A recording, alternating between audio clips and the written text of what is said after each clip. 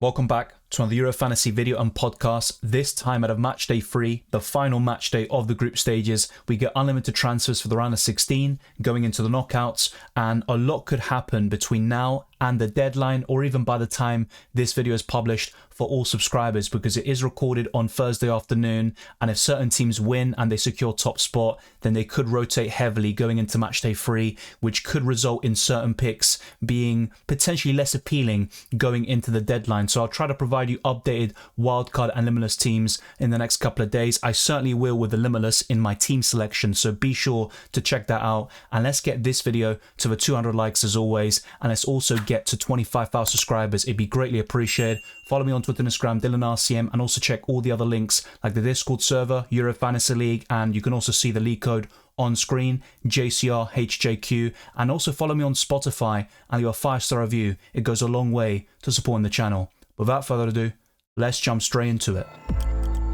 It's worth mentioning that the graphics on the left-hand side of your screen on YouTube are from Matchday 1, and you can see my updated scores in the team selection as well as the deadline stream on Sunday going into Matchday 3. But I'm going to start off with the goalkeepers, then go to defenders, midfielders and forwards, build this 50-man squad and adhere to all the rules like the budget, which is 100 million, and that does get increased by 5 million going into Matchday 4, and price changes start to happen after the Matchday 3 deadline has passed. You need to pick 2 goalkeepers, 5 defenders, 5 midfielders and 3 forwards, and that's what I'm going to do right now with this wildcard team. Verbruggen is the youngest goalkeeper in Euros history, if I'm not mistaken. He has so much potential, and in Matchday 1 he delivered 4 points against Poland, despite the fact that the Poles took the lead and the Netherlands left it late to win that game. But Verbruggen facing Austria has a decent chance of a clean sheet, and on a wildcard I'd rather go for him over Frimpong or Van Dijk. But as discussed in the limitless team, with no budget restrictions, it would be different, and I think those players would just be more exciting to own. But in terms of value, I think Verbruggen is even better than those 2 great defenders who have so much attacking potential, particularly Frimpong, of course, which he has shown during his time at Bayer Leverkusen. So at 4.5 million, I struggle to see many goalkeepers who are better than Verbruggen, but there are definitely some alternative picks that are worth considering. But I think Verbruggen is still number 1 for Matchday 3 only. And the final goalkeeper is Diogo Costa against Georgia. I think Portugal have a great chance of a clean sheet in the final group stage game, and I think there's a massive golfing class between the 2 nations, and Portugal might still have something to play for going into the final game there. But if they do win in Matchday 2 and they've secured top spot, you might see rotation. I don't think Diogo Costa will be one of them, but it's worth mentioning that in some of the games under Roberto Martinez, you've seen the likes of Jose Sarr get certain starts over Diogo Costa, and they've gone for Rui Patricio on other occasions. But he is the number 1 for Portugal. He can save penalties, he's got decent save potential, and most importantly, the clean sheets are going to come in for Portugal.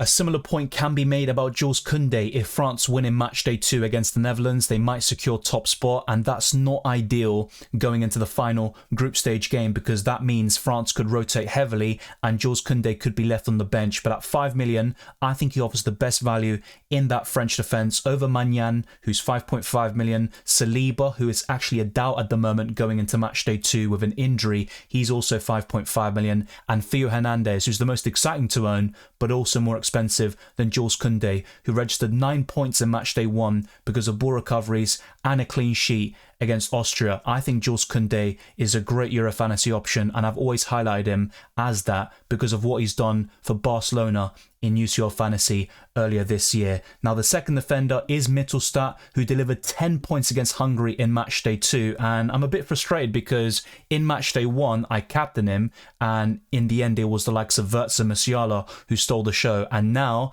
I ended up captaining Havertz and it was Mittelstadt who got 10 points. But that's just a mistake of mine. It doesn't really matter. At 4 million, he's the best defender at that price point. There's no doubt about it. He's nailed down a spot at left back, but this could be one of the few occasions where you see Germany rotating. So maybe Fulkrug comes in for Havertz, and you could see Mittelstadt making way for David Raum as Germany make a few small tweaks because they have secured qualification, but they still want to get that win against Switzerland, or at least avoid defeat, because if Switzerland beat Germany, they would top the group, and that gives Germany a tougher draw going into the round of 16. Now, the third defender is Mark Gay, and I think he's a very good option here because of ball recoveries. He delivered 8 points in Matchday 1 against Serbia, and I think he offers the best value in that England defence. And that's the key word, I think, from this wildcard team video and podcast. When you look at the defenders, I think it's all about value, because Mittelstadt is definitely going to offer better value than a Rudiger. You also look at Koundé compared to Theo Hernandez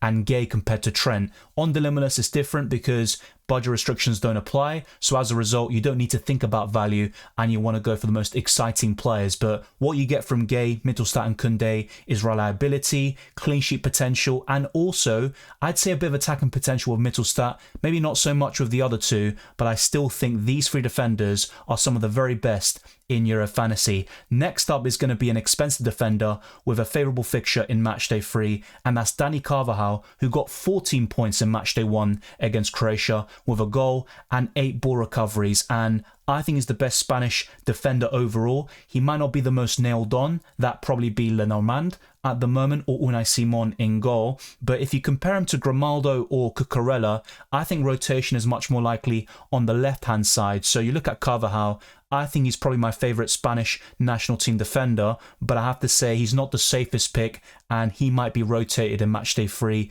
especially if Spain beat Italy, which we'll find out later tonight at the time of this recording. The final defender is another 4 million gem in Wout Faes, who ended up losing in Matchday 1, of course, to Slovakia, but he still got 5 points because of ball recoveries, and if you can add that on top of a clean sheet, you could be looking at a very healthy return from Wout Faes.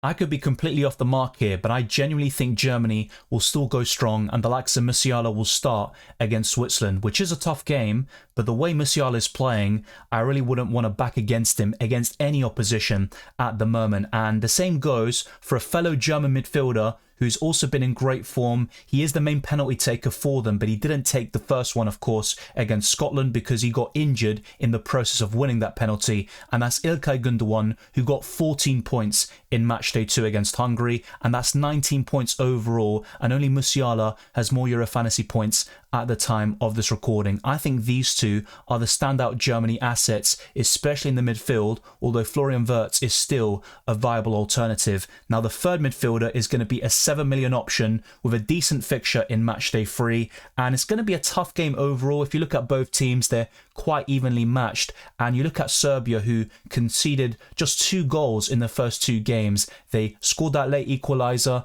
against Slovenia, and of course they failed to score against England, but I still think the likes of Eriksson can perform and get a goal contribution or 2 in this matchup. He's got the player of the match potential, he's a great set piece taker, he always has been, and he's also got that long range goal in him, and he's also getting into great positions for Denmark, which he showed in Matchday 1, and a very healthy return there against Slovenia in that 1-1 draw as well. So Eriksson is one of my favourite 7 million midfielders, but I have to say the fixture isn't the easiest, despite the fact that Serbia are winless in their opening 2 games. But that late equaliser by Jovic definitely gives them a fighting chance to progress to the round of 16. So Eriksson might not be the safest pick or the most appealing, but I generally think he can be a very good option for Matchday 3. Next up is going to be a very expensive midfielder. In fact, the next 2 cost 9.5 million, but I'm going for Bellingham against Slovenia, and if England win against Denmark,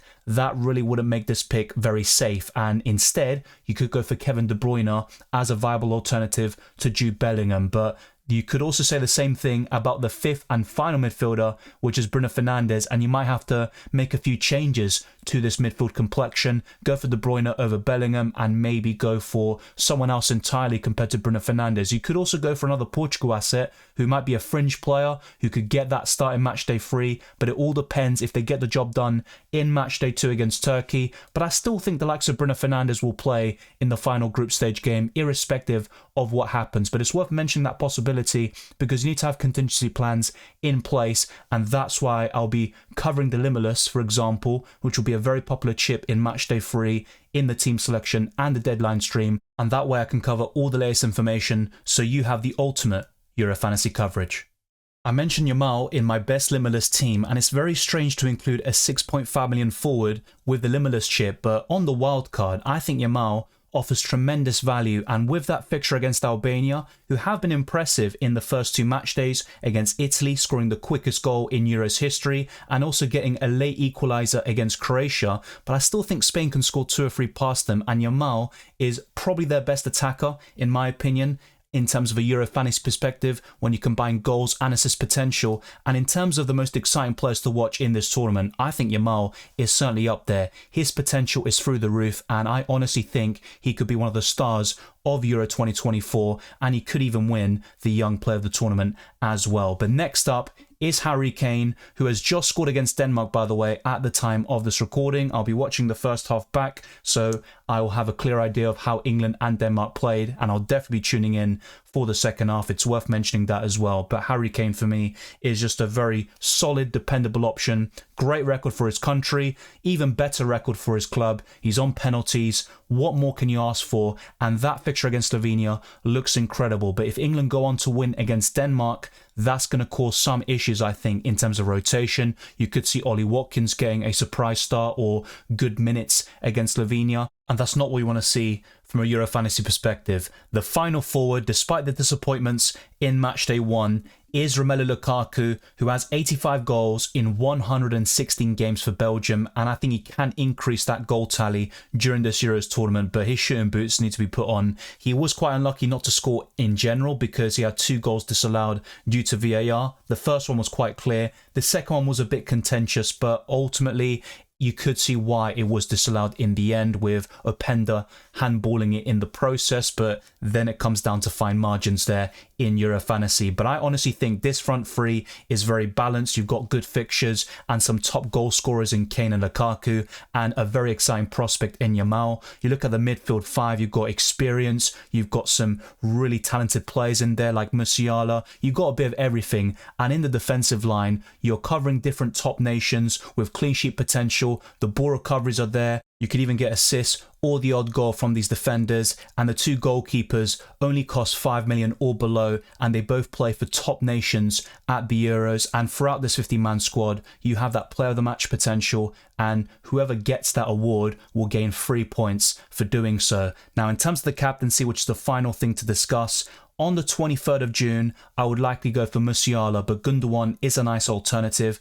On the 24th of June, I'd probably go for Dani Carvajal, but Yamal is also a very enticing option. On the 25th of June, I'd likely go for Harry Kane if he starts. And on the 26th, it's a bit more difficult, but I think I'd go for Bruno Fernandes, and Lukaku is still a viable alternative for the armband. Thank you very much for watching this video and listening to this podcast. If you enjoyed it or found it useful, then be sure to smash the like button and subscribe for new. Let's get this video to over 200 likes on YouTube, and let's keep on pushing towards 25,000 subscribers and reach new goals in the future. Follow me on Twitter and Instagram, DylanRCM, and check all the other links in the description below for my Patreon, the Championships Discord server, Euro Fantasy League Draft Town, as well as Spotify. Leaving a 5-star review goes a long way to supporting the channel, and thank you to all super chatters, patrons, channel members, and subscribers. You're massively appreciated. I'll see you very soon in the next deadline stream, and all the best of luck for match days 2, 3, and the rest of the tournament.